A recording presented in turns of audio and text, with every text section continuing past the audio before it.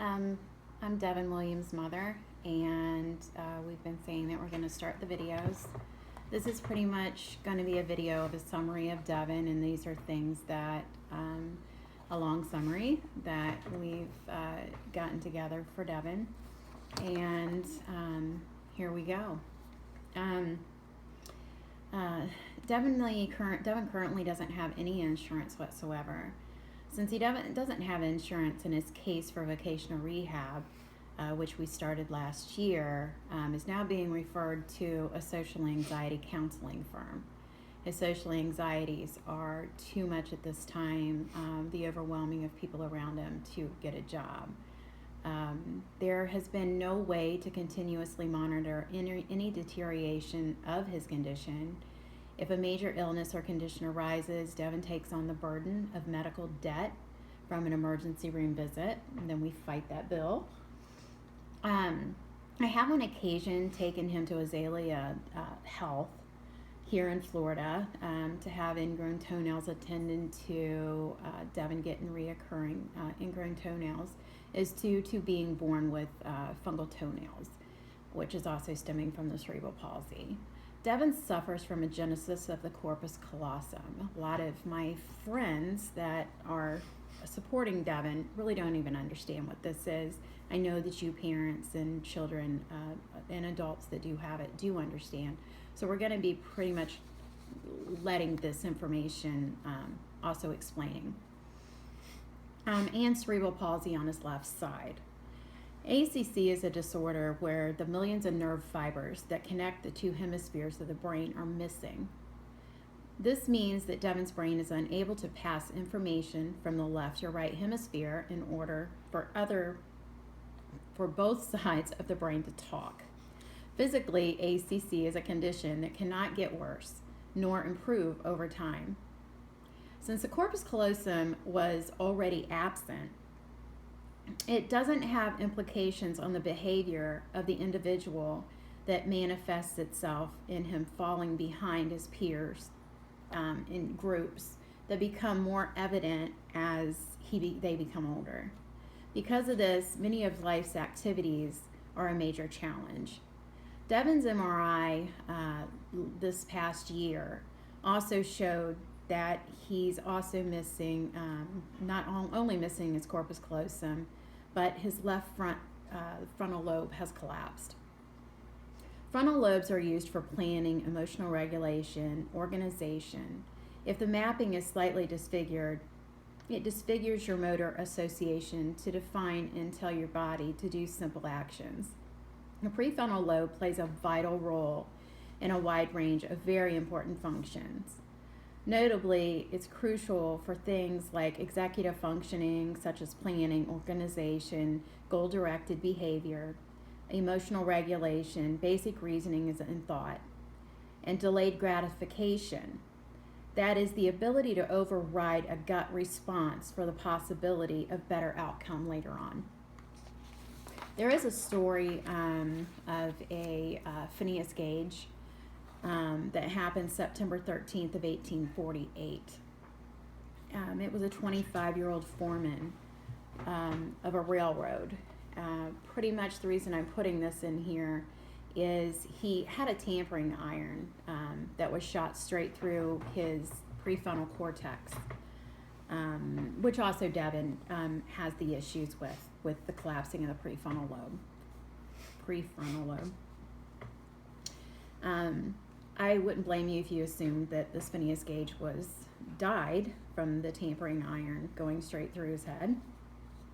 So of course he didn't die immediately. It wasn't until Phineas tries to resume things from his past life that the role of the frontal lobe becomes obvious. First, when Phineas went to get his job back at the railroad, where he was a supervisor, again, you can look up the story online of Phineas Gage, it became immediately to his employers that Phineas wasn't Phineas anymore.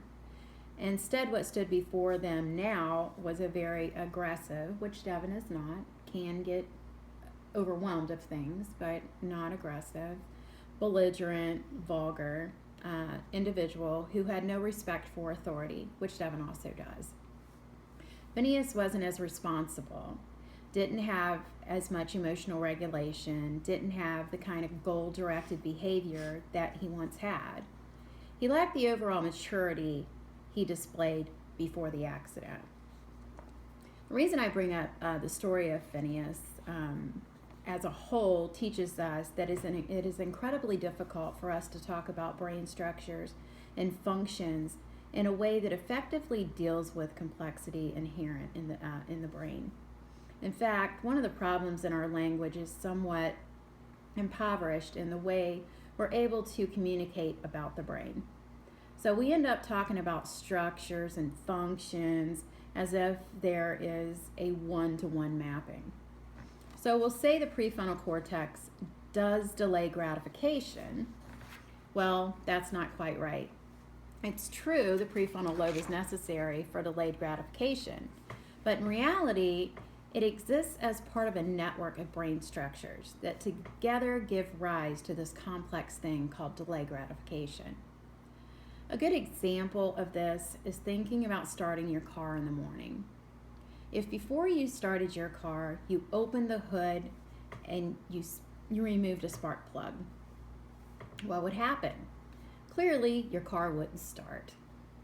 And it would be fair for you to then say, well, clearly the spark plug is important for starting the car, because if I remove it, it doesn't start. The problem comes when we make a broader leap and say, well, clearly this shows that the spark plug is the area for starting your car.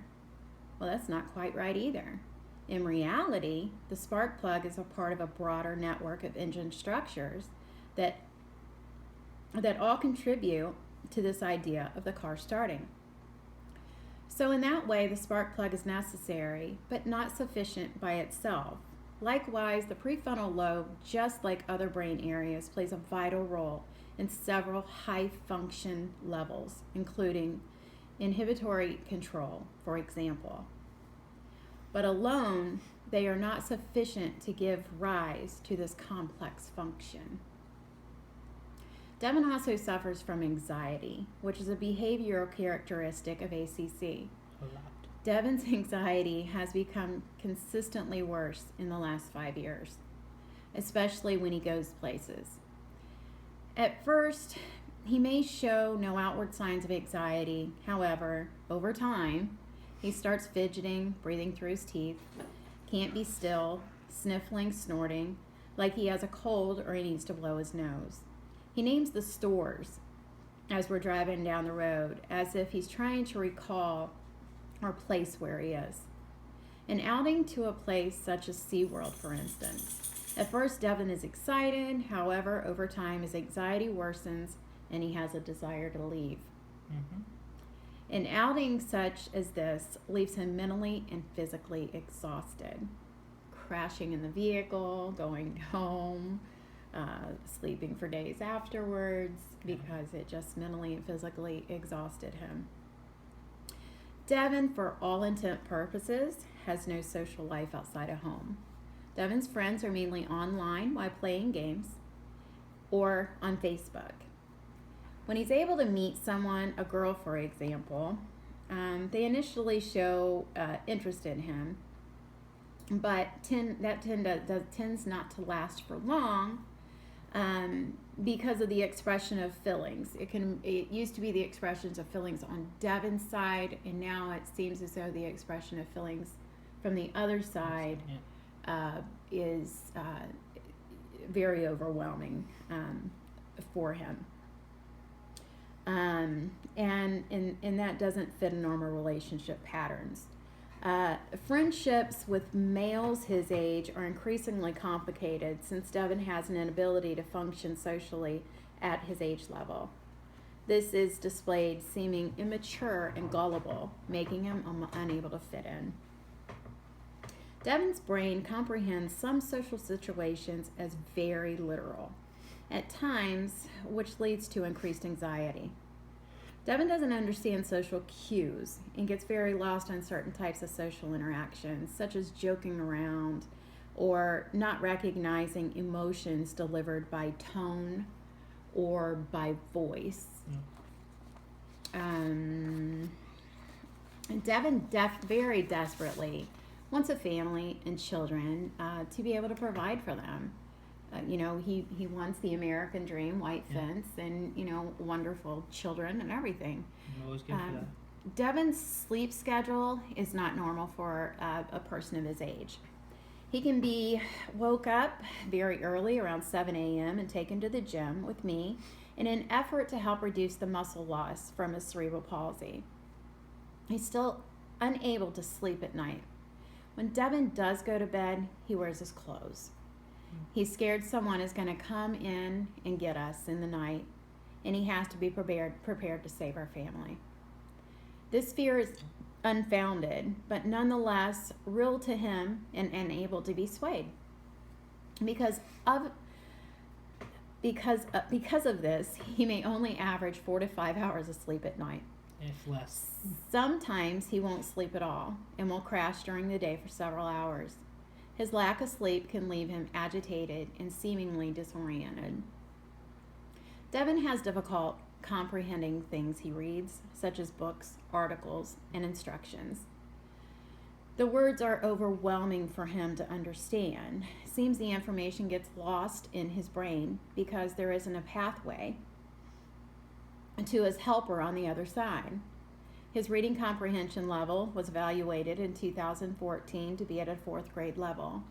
Those of you that do follow Devin know that we did the GED pre-testing, and we're still at a 4th grade level. 4.5. At 4.5.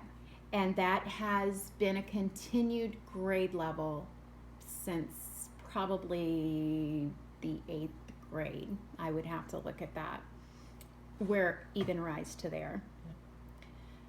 Devin has the same issues with math, to include simple addition and subtraction problems. They did allow him to use a calculator in the GED pretesting.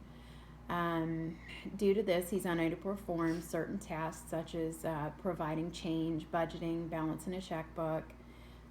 This learning deficiency also adds to his social anxieties. Devin cannot take on more than one task at a time. If the task does not go correctly, then he has to start all over again. That's where the anxiety and everything kicks in. Yes. But he's unable to even know where to begin again. Devin acts as if he has lost all of the information from that task. Okay, one in one ear and out the other. Yeah. But it didn't. It just lost. And that it's your fault if you do not allow him to restart at the beginning or try to help them. Mm-hmm. Simple tasks such as unloading a dishwasher requires him to replace all the dishes on the counter before placing them in the storage location. It helps me out, yeah. If you try to have him perform the removal of the placement of this task simultaneously, as majority of us do, and you put them in their areas as you go, he becomes instantly overwhelmed and loses the ability to even perform that task. This inability to multitask or adjust to evolving situations or changes to how tasks are performed are why jobs are challenging for him, even without the challenges of his body alone. Devin also has mild cerebral palsy on his left extremities. Only about 10 centimeters different at the age of 2. When we found out, when the doctors would listen to me. With age and losing muscle mass, it seems to be getting worse. Some loss could be in part to the lack of movement. His mobility is hampered and only mildly aided by the use of a brace. His left arm is significantly weaker than his right and doesn't have a full range of motion. His fingers on his left hand perform certain movements that need to stretch. For example, playing a piano, Guitar. you put both your hands Yeah, guitar. I mean, the motions, the able to pick up certain things, the strength. If he puts his two hands together, Yeah. like, you can tell that, it's not a major. It's mainly the muscle so tone. Yeah. Let's see where we were. The truth is, find where we were. Here it is. He can't perform, like, for example, playing a piano, typing on the older style keyboards, anything that you have to do these motions, or manipulating the knife to cut food. That's gotten better. For many years, I had to do it for him because of the strength issue. And what else? A lot of it's, as far as me, I don't have like 100% of it yet, but I can tell as far as carpal tunnel and everything like that, being as though what I have, it gets worse every age. But that's just like my back. I just deal with it. Yeah. It's I have to. His left foot is turned and requires the use of a brace to help maintain it in a straight position. He is not at this time able to wear his AFO brace due to requiring a shoe over it to hold it to his foot. The shoe rubs his big toe, which we keep having issues with the ingrown toenails and things of this issue, where he's very much in need of podiatry. If a T-strap was placed on his brace, it would enable him to wear the brace without a shoe. I was fighting VR for the T-strap when they dropped him in order to go to an anxiety type counseling because they couldn't help him employ with his anxieties. He is in dire need of podiatry, as this will become more advanced and debilitating as time moves on. His Achilles tendon has become shorter and less pliable over time, causing a gated walk and inability to stretch his foot to a full range of motion. His back has grown painfully worse with age due to the gait from his left foot, causing his back not to align straight while walking. Devin can't walk more than, on your feet, maybe 20 minutes. Of course, this also doesn't help with employment. That's why he can't walk but a certain amount of time, and his back hurts, his leg hurts. Later on we'll start showing you maybe video or pictures of the difference between walking. his two legs. You can tell a major difference between the muscle tones and this sort of thing. Yeah, I'm one of the ones that I think, of course, old people and stuff. I can use the little scooters and stuff that you can go into the store with, but I don't use those considering there's more people out there as far as old people and stuff that have more than what I do, and that's just not me. I'll walk around and hurt before I take one of them. And they come first. Yeah. I have described and attempted to provide an understanding of Devin's conditions to make y'all better understand as he is doing his videos that these are also struggles for him throughout his life, and it's not going to get any better. To look and talk with Devin, you might see a mostly normal 24-year-old male who is on the surface has only a slight physical abnormalities. The truth is Devin is compelled to live with ACC and all of the behavioral and dysfunctions that comes with it. There's no way to get rid of it. I'm living with it forever. So. And it doesn't get better. Yeah. It's gone. Worse. It's gone. Devin's condition will never improve. He will never hold a normal full-time job and a career with upward mobility. Now, saying he's not going to be able to work, that is our goal. Mm-hmm. He will continue to reach goals. I will fight it. He's truly, absolutely amazing. Mm-hmm. I'm not a give up. I would not give up on it. But with the, at best, he can be taught to perform a simple, menial task that is repetitive in nature, but cannot be physically demanding due to his cerebral palsy. With the cerebral palsy, his body will continue to deteriorate to the point where he will wind up eventually wheelchair bound, as his left side will no longer support his weight. The use of this left arm will also deteriorate and become almost unusable. And I'm not saying Like that. a dead arm. Yeah, I mean, one thing that we are is we know what's going to happen. We don't hold anything back. He knows everything. It's him. It's him. It's not me. I'm his advocate to fight for everything that he's able to get, which is, that's another story. I'm not fighting. Here, let's do the advocate of everything he's able to get. This is just the folder in the last year. I know all of you have them too, because they will continue to keep asking you for more and more information and still get you nowhere. Yeah. I'm a fighter no matter what I am, as far as anything. I know, when I get older that I'll be in a wheelchair and everything like that, but I mean, I'm living life no matter what, quarter mile at a time, it's just the way I go. So no matter what I have, if I don't look like I have it, I do. So, So many of your children, Devin and I really look at your pages and pay attention to everything, and I love all of it. we realize even only what we say here is absolutely nothing compared to friends of mine whose children have ACC, and with ACC, so many other things come with it. Yep.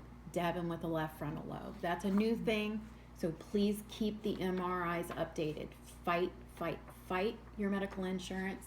We don't have it. VR, when they were fighting to try to get him in a position, we were blessed enough that was able to be done, and that was not in his original MRI. It was even surprising to the people, the doctors that saw it. They were like, wow, I didn't expect this for somebody that looks normal, and then they look and they're like, wow. Right. They're like, wow, he has collapsed. In some ways, Devin having, normal, I don't like that word, but, of everyone else of a 24-year-old man, has been a double-edged sword for him, because what people see when we walk into an office or into a room or something trying to fight for anything for him, medical, Social Securities, anything of that type, it doesn't help us. It doesn't help us, and that's one of the biggest fights for a lot of the adults with ACC. Devin will forever need to be supervised in order to ensure normal daily tasks like bathing, cleaning. I don't bathe Devin. No, I can do that myself. I don't want to bathe Devin. As far as what she means is that, me being what I am, I do want my own place, as you heard, but I don't want to be like a state away. I want, like if I could be like 3 houses down. It would help out for me to see my family. I'm one that, being at my age and what I have, I don't like leaving my family. It's my family's everything for me, no matter what it is, and they help out a lot no matter, what it takes. They always give me bits and pieces. Yeah. Majority of the time we do have to remind Devin, take your bath. Yeah. Do your certain chores on certain days, and that they are completed. Lack of basic skills and maturity due to ACC leaves him unable to budget funds, pay bills, buy groceries. Yeah. He displays reckless spending habits. I love money. And an ability to... he has the inability to prioritize his basic needs over gratification wants. As with ACC and CP progresses, his need for supervision and aid will become more encompassing. We are fighting for SSI. This is actually majority of this, and I didn't read it all, was a fight for Social Security and Medicaid. Since Devin turned the age of 18, with me being the majority of his life, I was a single mother and, of course, made no money. He was able to get Medicaid. And then when he turned 18, that was totally dropped.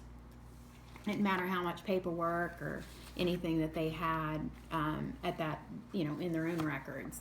It was just dropped. It's been a fight ever since. My husband is military. Didn't marry my husband until 2012. Third time's a Been charm. dating since 2009. And so we had military insurance. At that time, he went from 21 years old, fighting them, and that was dropped. It was pretty much, he's not blind, he's not, on and on. I'm capable of, being able to move a finger. So Pretty much. I mean, And I know you all understand this fight. So now we're fighting more. I've been fighting American Persons with Disabilities. We're going to try the Cerebral Palsy Association, but it just seems as though he's not severe enough for them to help.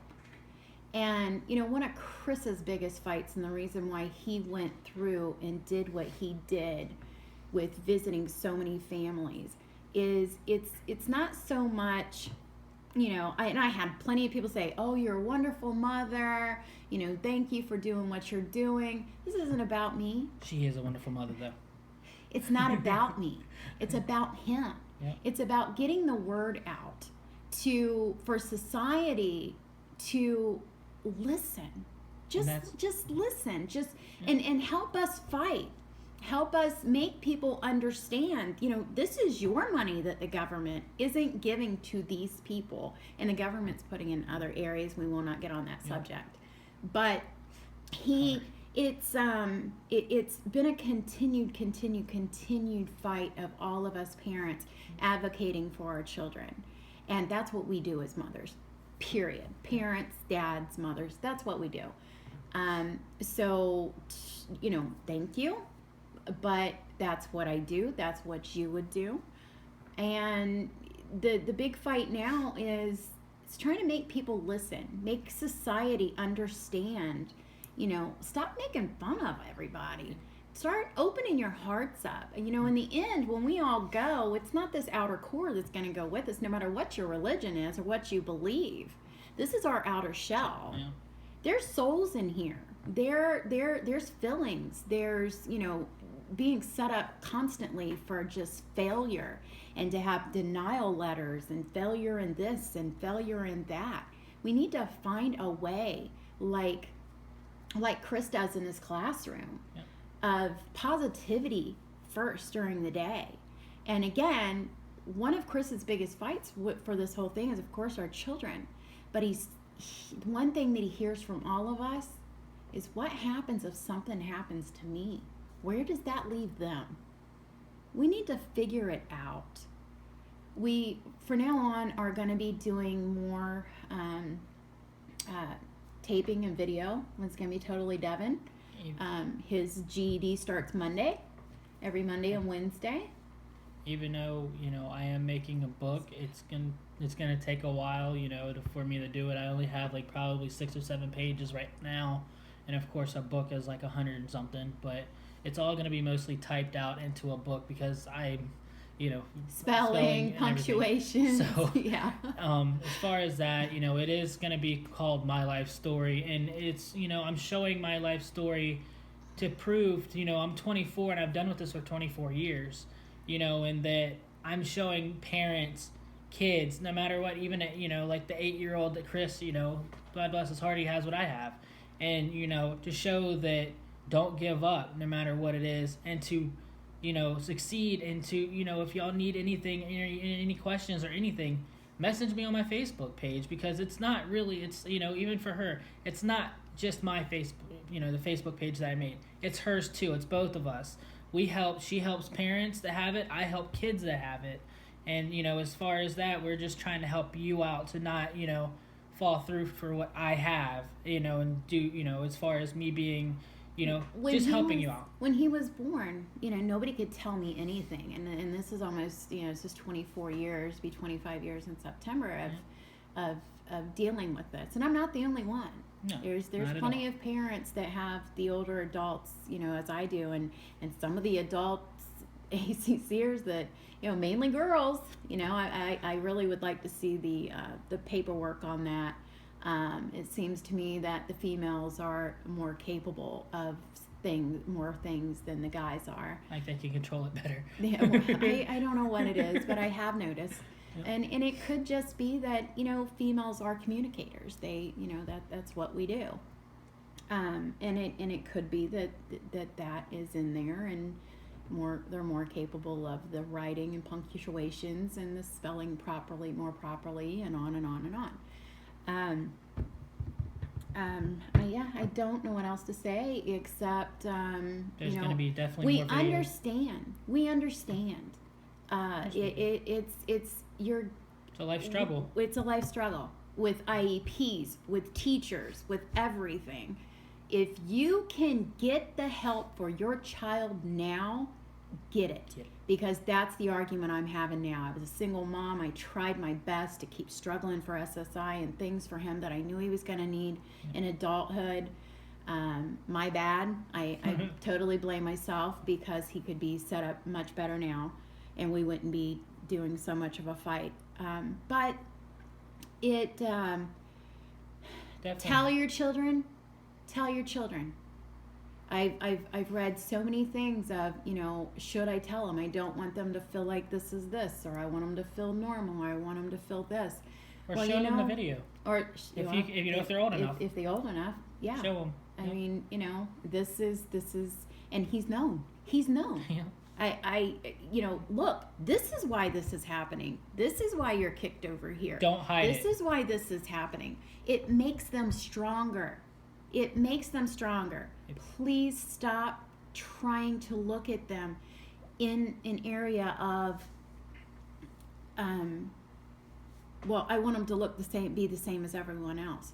Well, that's society that's doing that to you.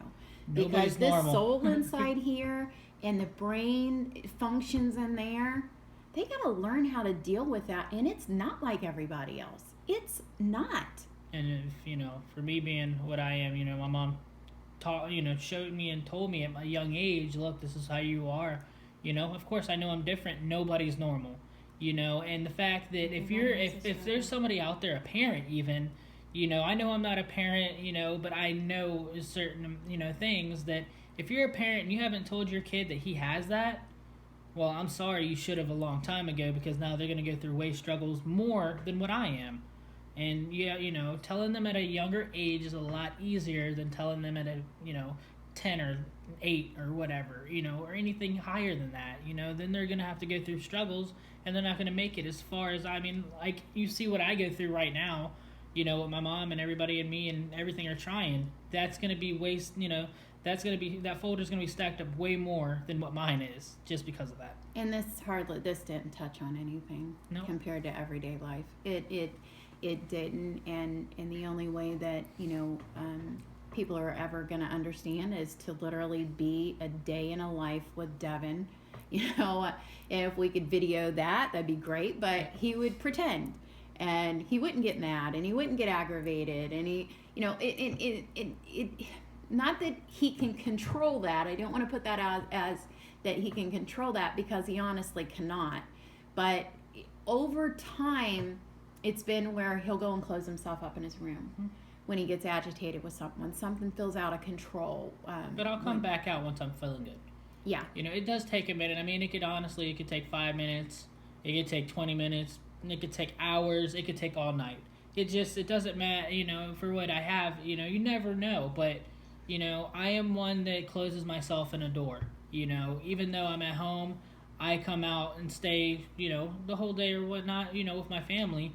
But if it was, anywhere else, I would be. This is his safe haven. He is a totally different person within this home than he is outside. Yep. We went to the commissary to get groceries. How did you feel when we were in there? Oh, it was like somebody was holding my throat. Like somebody was strangling me. That's how I feel every day with the anxiety. It's having what I have and anxiety and stuff like that. Of course, me having it, I can overcome as much as I can. You can't control it. You think you can, and then when you try to control it as much as you can, which I try, it's not the best thing to do, it makes it worse.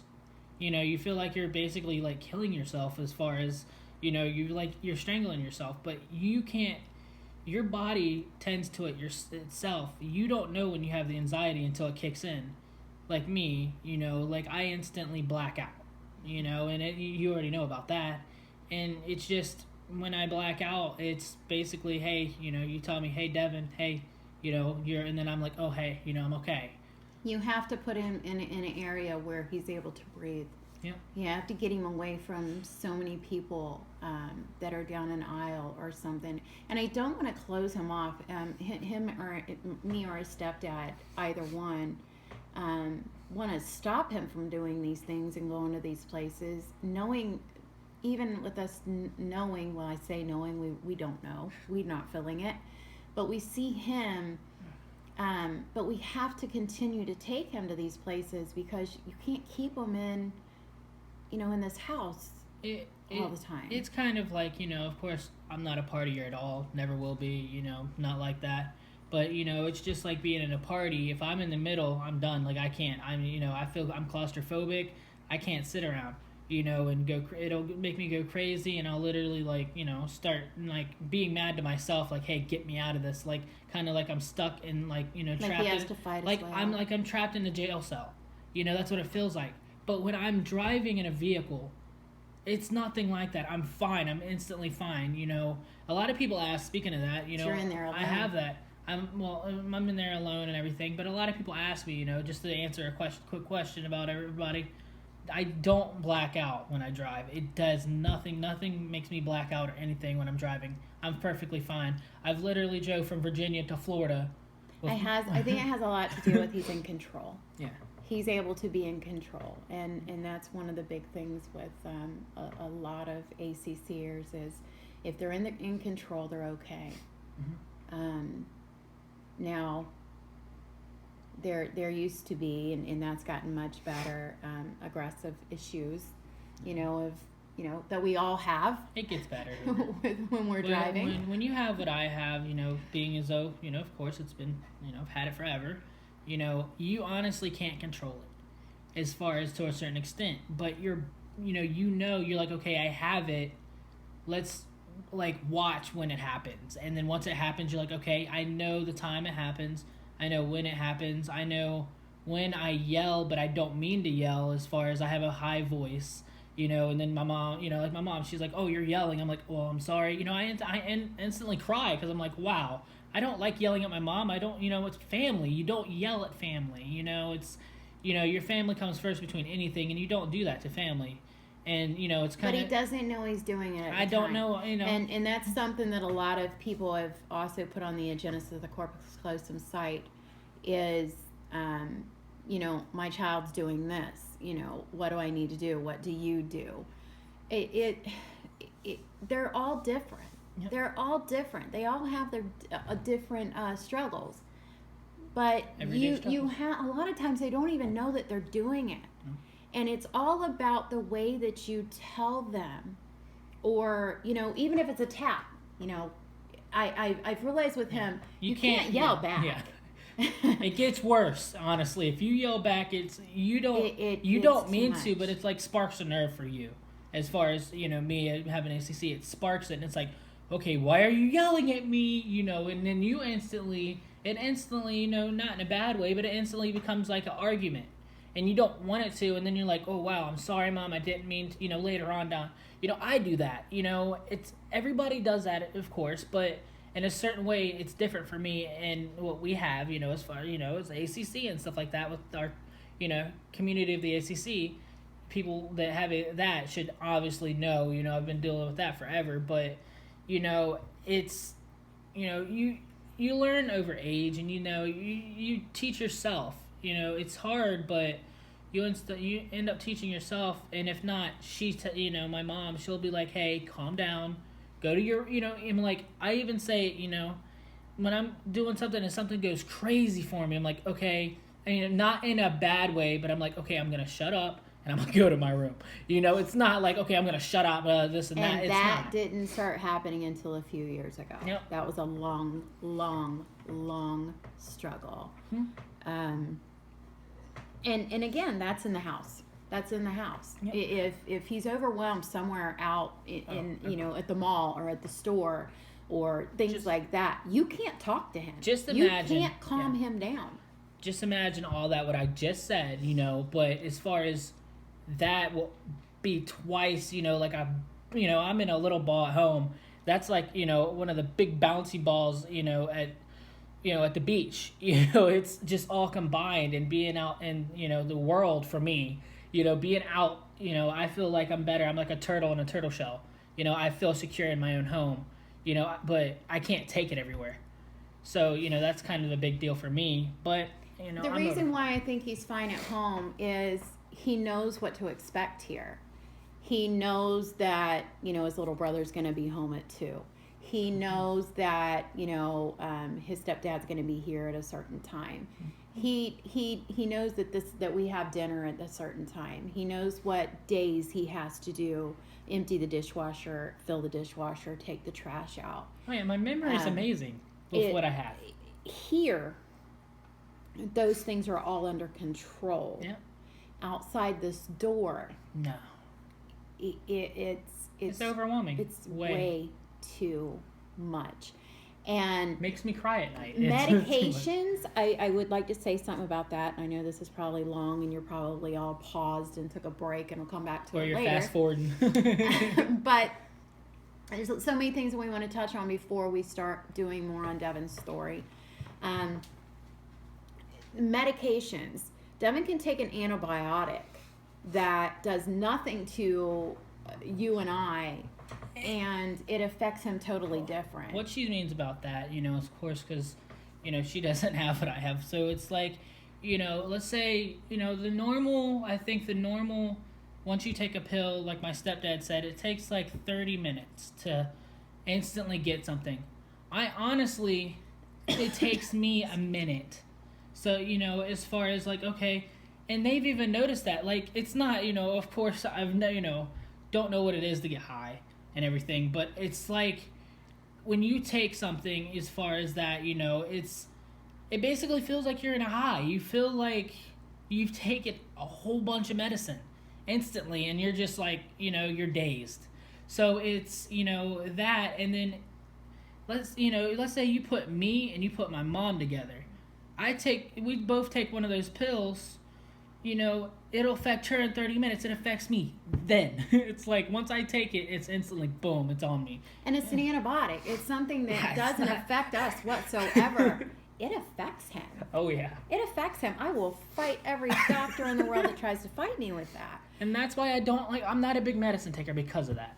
You know, and it's not that I don't like medicine. It's the fact that it affects me so quick.